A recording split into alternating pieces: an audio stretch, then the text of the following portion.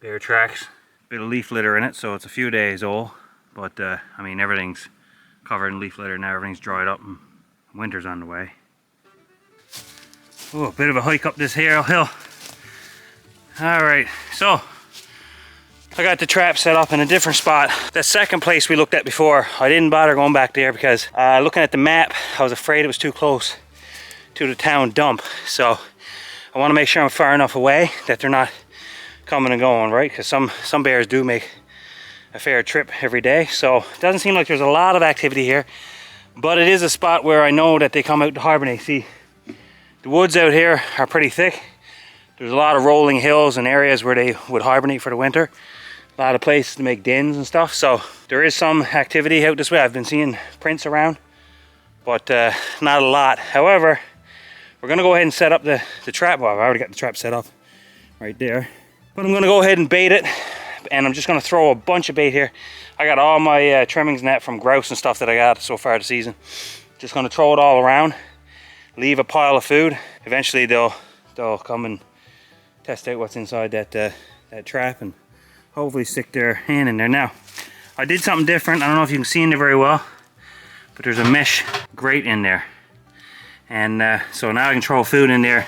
Before I had wood in there, and sometimes they would pull the logs and jam it up and down vertically here and to get stuck, and then they couldn't reach in. So it's only 4:30, but I only got probably about 45 minutes of light left in the woods, if that. It's that time of year now. Days are getting short, so nothing I can do about that. But I took a few weeks off and concentrated on some small game and just took a break from bear trapping, because it does take a fair bit to get out and check the trap, and if you got one, then your whole day is used up, right? So I got a bunch of food right there. I'm just gonna throw around and throw in the back of that thing. So, and then we'll set her and we'll be out of it and back again tomorrow to check it.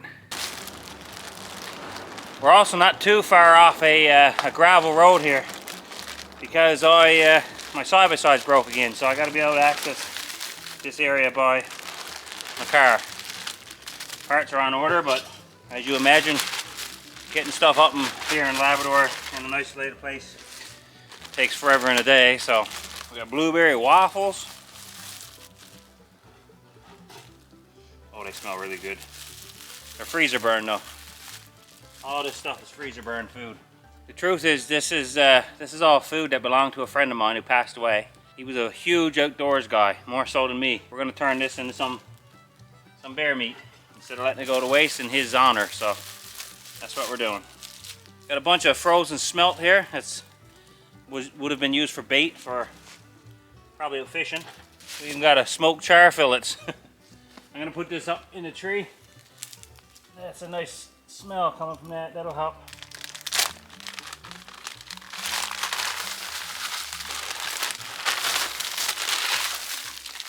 He even enjoyed a good feed of smoked Caitlin. And if you guys knows me, I love Caitlin. He even got mussels. Ah, I flicked stuff on my face. Ah, great. I'm not due for a shower for another 3 weeks. Bag of salt fish. It smells good. But it's all freezer burn. None of this is any good for human consumption, so basically in a freezer that, like when power went out, it defrosted, froze again. Power went out again, defrosted, froze again. Always a little more on edge this time of year, because all the dry leaves up in the trees, you get these squall winds coming through and they all fall off at the same time and just make these crinkle noises. Sounds like something's coming around you. What we got in this bag? Yeah, that's what I thought. Oh, bunch of grouse innards. Whoa! Chuck it over there. That way, if I do get a bear, he's not rolling around in it, and I don't have to deal with this thing. When I started baiting last month, first thing I noticed, the first thing was eating was the grouse wings. They absolutely loved the feathers. That's what they were eating. It was a mama bear, mind you. Oh. Oh.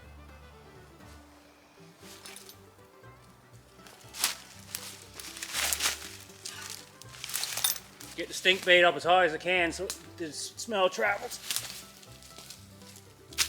Try again. Oh man, I'm just playing plinko with this grouse carcass. Get up there. There we go. Oh, it smells ripe in here now. This is bucket of table scraps and stuff I've been collecting for a while in this bucket. It's pretty nasty. There's also some grouse innards, I believe, at the bottom of this. Yep. That over there far enough away, so if I do catch a bear, he's not going to be rolling around in it. Alright, so here's the setup. Got the barrel mounted. I got my warning signs put up. Got a lot of food down there. A lot of good treats in the back of there. Sorry you can't see, but we're getting low on light. Most of that food down there is just fries, vegetable, carbohydrates. There is some fish there, but it don't stink too much. It's just salted fish. There's some stinky stuff back there, but that's to entice them in there. Over there you'll see piles of stink bait. A little bit of smoked char, freezer burn, and some more grouse carcasses up there that are pretty ripe. But that's it. That's the setup here now. And I'll be back in tomorrow to see if there's been any activity. I don't really think there will be, because one thing, I've been sweating like a dog doing this because it's just really humid today, even though it's kind of chilly, and I was just sweating a bunch. Anyways, but sometimes you get a bear that just do not care. Across the road, down on the other side, there's a river, so there's a water source close by. This time of year, everything's getting cold. We've had a few mornings now where it's been frosty. So we've actually had snow in the region not too long ago, a little farther up in the elevation. And just from living here and from experience, I know that a lot of the bears head out this way when they get ready to go into torpor or hibernation, whatever you want to call it, for the winter. So hopefully we get some bears pass through here and we'll get one in the trap and see what it produces.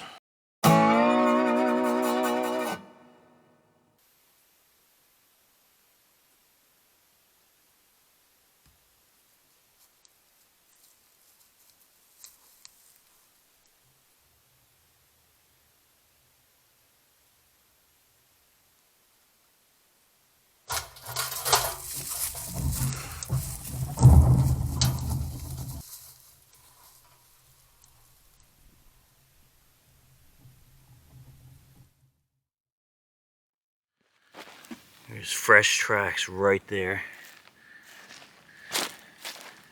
They beat up the same trail I took basically yesterday. Oh, I see something in there. There's a bear.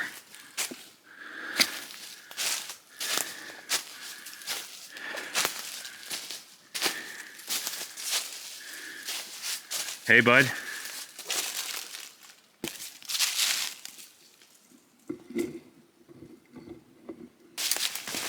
Hey, big boy. Wow. That's a big boy. That's a big boy. Oh.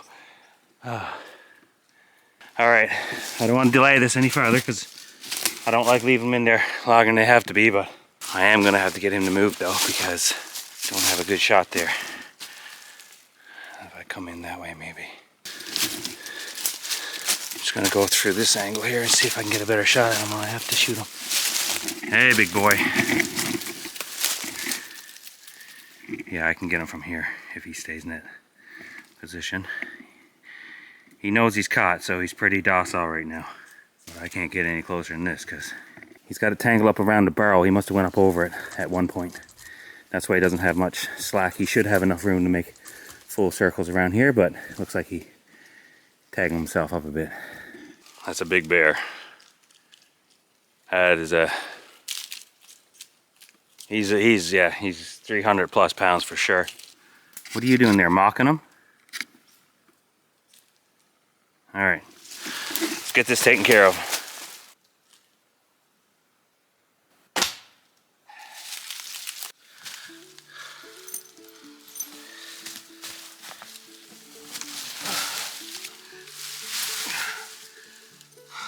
No joke, I might have to ask for help for this guy, or he's gonna have to come out in pieces. This is not a small bear. He's gonna be hard to move. The good thing is I'm on a hill that goes all the way down to a gravel road.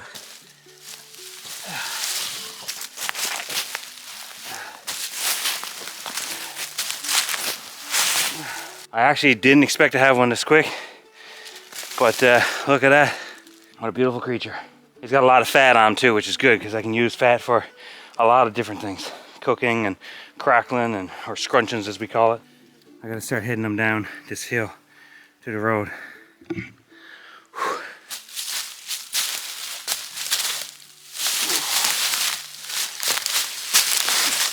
Oh, he's got a beautiful coat on him, especially for a fall bear. Toasted marshmallow muzzle.